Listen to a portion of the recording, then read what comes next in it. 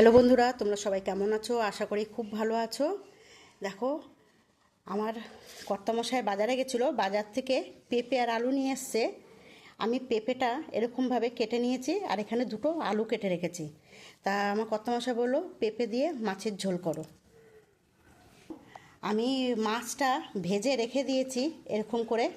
আমি এই মাছ দিয়ে আমি এই পেঁপে ঝোল করব। তা আমি কিভাবে করব শেষ পর্যন্ত তোমরা ভিডিওটা দেখতে থাকো। আমি এখানে ধনে, জিরে আর দুটো শুকনো লঙ্কা আমি ভেজে রেখে দিয়েছি। আর এখানে আমি আদা আর কাঁচা লঙ্কা নিয়েছি।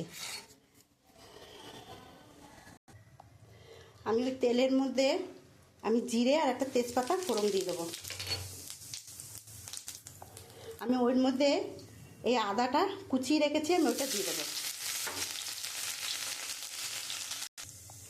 আমি যে সবজিটা কেটে রেখেছি পেঁপে আলু, আমি ওইটা দিয়ে দেবো।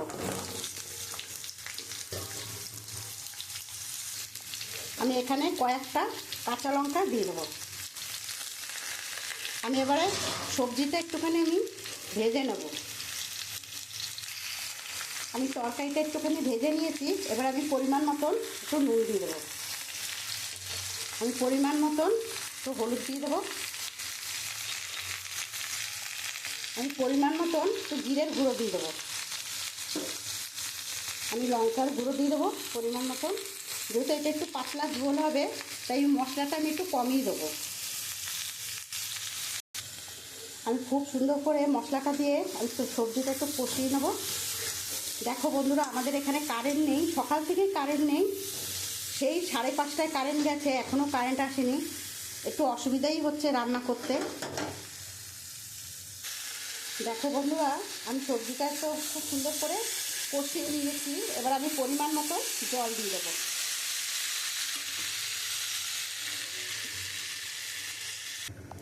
দেখো বন্ধুরা, আমি একটু মাছের ঝোলটা একটু করবো, যার জন্য জলটা একটু আমি বেশিই দিয়েছি। এবার আমি ঢাকা দিয়ে দেবো। দেখো বন্ধুরা, আমার তো ঝোলটা ফুটে গেছে, পেঁপেটাও গলে গেছে। এবার আমি মাছগুলো দিয়ে দেবো।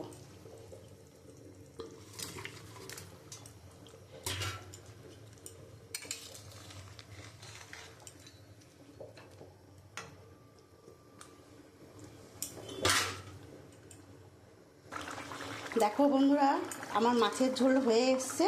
এবার আমি নামিয়ে দেবো। আমি যে মশলাটা যে আমি ভেজে রেখেছি, আমি এটা এখন নামানোর আগে দিয়ে দেবো।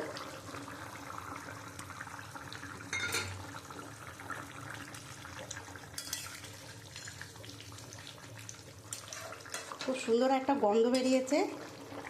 যেহেতু আমি জিরে আর ধনেটা আমি ভেজেই নিয়েছিলাম, এবার আমি নামিয়ে দেবো। দেখো বন্ধুরা, আমার পেঁপে দিয়ে মাছের ঝোল হয়ে গেছে। যদি আমার এই রান্নাটা তোমাদের ভালো লাগে তাহলে একটা লাইক, কমেন্ট, শেয়ার করে দিও। আর দেখো, এখানে তো সকাল থেকে কারেন্ট নেই, সেই 5:30টায় কারেন্ট গেছে। আর এখন বাজে 9:30, এখনও কারেন্ট আসেনি।